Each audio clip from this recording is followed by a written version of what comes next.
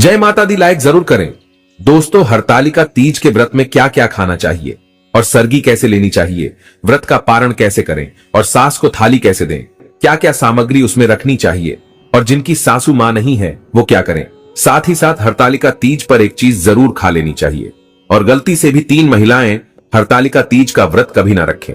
पति हो जाता है बर्बाद, भगवान शिव और मां गौरी आपकी झोली खुशियों से भर देंगे, हो जाओगे धनी। सच्चे दिल से कमेंट बॉक्स में लिखे ओम नम शिवाय, जय माता पार्वती। माता पार्वती के लिए एक लाइक तो बनता है। दोस्तों, हरतालिका तीज शुभ मुहूर्त भाद्रपद की शुक्ल पक्ष की तृतीया तिथि 5 सितंबर 2024 को दोपहर 12:21 पर शुरू हो रही है। तिथि का समापन 6 सितंबर को दोपहर 3:01 पर होगा। उदया तिथि के अनुसार शुक्रवार 6 सितंबर के दिन हरतालिका तीज का व्रत किया जाएगा। इस दौरान पूजा का मुहूर्त प्रातः काल 6:02 से सुबह 8:33 तक रहेगा। दोस्तों, हरतालिका तीज पर पहले सरगी ली जाती है। आइए जानते हैं सरगी कैसे लें।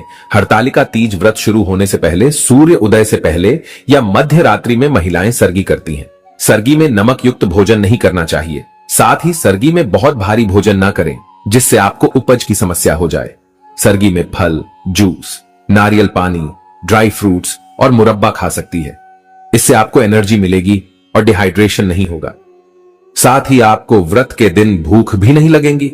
अगर आप इस व्रत को निर्जल नहीं रख सकती है तो आप व्रत रखने से पहले संकल्प अवश्य ले लें।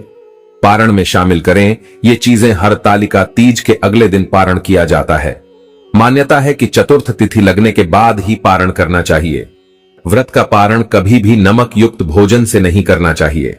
आप पानी, शरबत, फल या मीठे से व्रत खोलें। पारण में धीरे धीरे पानी पिए, फिर किसी मीठी चीज का सेवन करें। मीठी चीज का सेवन करने और प्रसाद ग्रहण करने के बाद ही नमक से बना भोजन मुंह में डालें। दोस्तों, शास्त्रों के अनुसार माना जाता है कि भगवान शिव और माता पार्वती को बेल फल अर्पित करने के बाद प्रसाद स्वरूप में पूरे परिवार को खाना चाहिए।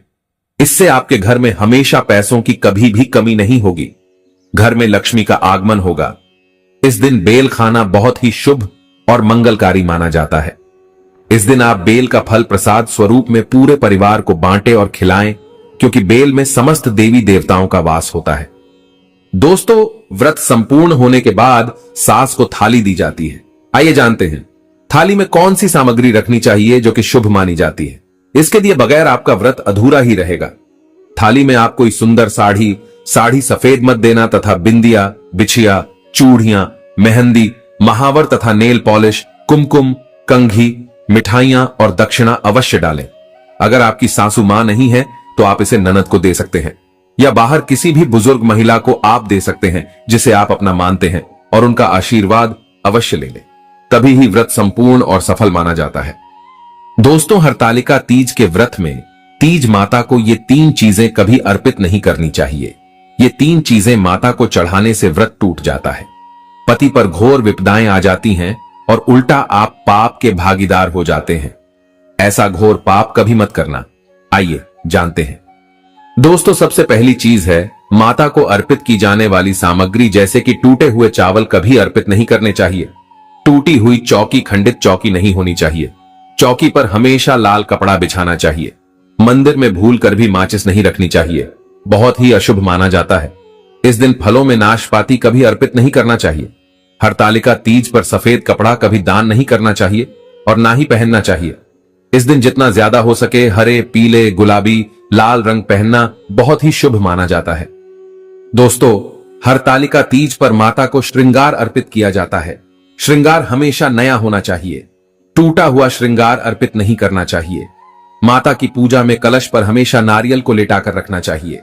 खराब नारियल अर्पित नहीं करना चाहिए तथा पूजा में टूटे हुए चावल अर्पित नहीं करना चाहिए। दोस्तों, हरतालिका तीज पर कभी किसी की चुगली आदि नहीं करनी चाहिए। इस दिन पति पत्नी को दूरी बनाकर रहना चाहिए। सात्विक भोजन करना चाहिए। इस दिन बड़ों का ध्यान पूर्वक सम्मान करें।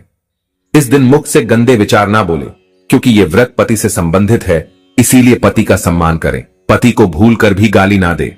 इस दिन लहसुन प्याज का खाना घर के अंदर नहीं बनाना चाहिए। मांस मदिरा आपके आसपास भी ना हो। शास्त्रों के अनुसार अगर आप हरतालिका तीज का व्रत ना रख सके तो कम से कम अपने हाथों में हरी भरी चूड़ियां अवश्य पहने, मेकअप, श्रृंगार आदि अवश्य करें। इससे आपके पति पर कष्ट नहीं आएंगे। दोस्तों, मासिक धर्म में हरतालिका तीज का व्रत अवश्य रखना चाहिए, परंतु देवी देवताओं की प्रतिमा को स्पर्श ना करें। व्रत का पालन आप वैसे ही करें जैसे आप बाकी दिनों में करते चले आ रहे हैं। इससे आपको उतने ही फल की प्राप्ति होगी जितने के आप हकदार हैं। दोस्तों, हरतालिका तीज पर शाम के समय घर की 3 चीजें कभी किसी को नहीं देनी चाहिए, नहीं तो आपके घर की लक्ष्मी हमेशा के लिए दूसरों के घर चली जाएगी। पहली चीज है नमक। शाम होते ही घर का नमक किसी को नहीं देना चाहिए और ना ही लेना चाहिए। दूसरी चीज है तेल। शाम ढलते ही घर का तेल किसी को नहीं देना चाहिए। दोस्तों, तीसरी चीज है दूध। हरतालिका तीज पर शाम के समय घर का दूध कभी किसी को नहीं देना चाहिए, नहीं तो आपके घर में से सुख समृद्धि सब चली जाएगी। दोस्तों, हरतालिका तीज का व्रत 3 शादीशुदा महिलाओं को गलती से भी नहीं रखना चाहिए। बहुत बड़ा अपशगुन माना जाता है। ऐसी महिलाओं का व्रत कभी सफल नहीं होता, महापाप माना जाता है।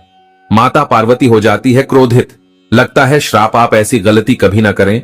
दोस्तों, नंबर 1, चरित्रहीन महिला व मन में गंदे विचार। एक चरित्रहीन महिला की आराधना से हमेशा दूर रहते हैं भगवान।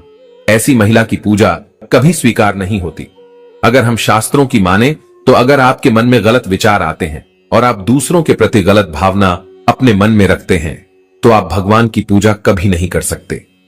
ऐसी शादीशुदा महिलाओं से हमेशा क्रोधित रहती है मां पार्वती। मां इनकी पूजा कभी स्वीकार नहीं करती। अगर आपका मन आपके पति के लिए सच्चा है तभी ही पूजा, व्रत आदि स्वीकार होती है। आप हरतालिका तीज व्रत रख सकती है।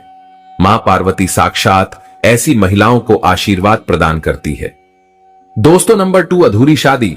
खास तौर से सुहागिन स्त्री के लिए हरतालिका तीज का व्रत बहुत ही महत्वपूर्ण माना जाता है। लेकिन क्या आप जानते हैं, शास्त्रों के अनुसार जब तक आप हिंदू रीति रिवाजों के साथ शादी नहीं कर लेते, यानी 7 फेरे नहीं ले लेते, तब तक आप इस व्रत को रखने में सक्षम नहीं हैं।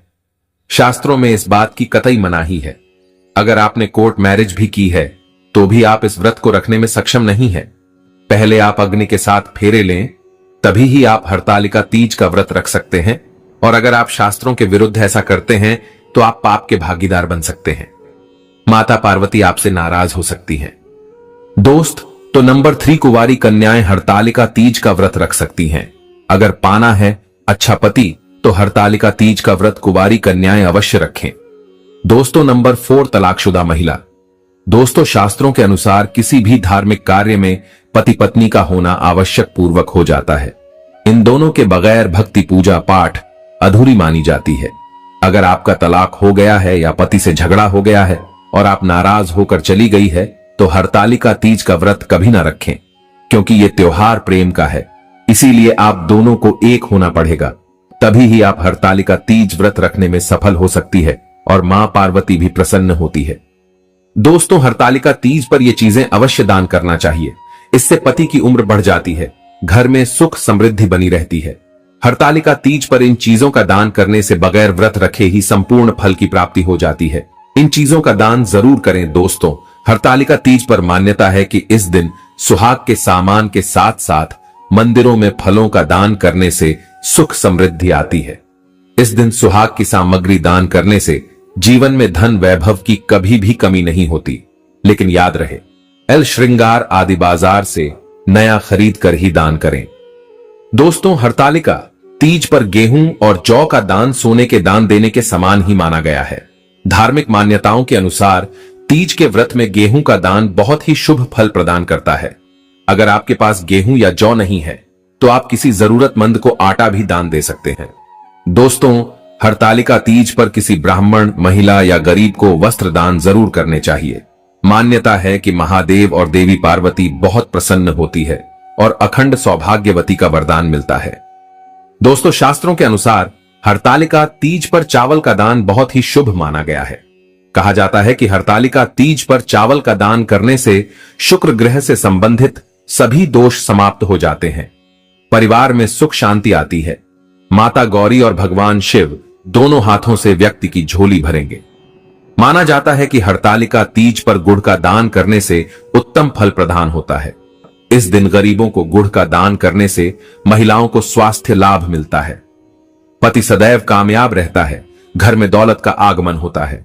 धन, लक्ष्मी, सुख, समृद्धि सब कुछ हासिल हो जाता है। गुड़ का दान करने से रिश्तों में मिठास आती है, जीवन सुगम हो जाता है। दोस्तों, अगर आप अखंड सौभाग्यवती का वरदान पाना चाहते हैं तो माता पार्वती के लिए कमेंट बॉक्स में लिखे जय माता पार्वती। माता पार्वती के लिए एक लाइक तो बनता है। माँ आपका कल्याण अवश्य करेंगी।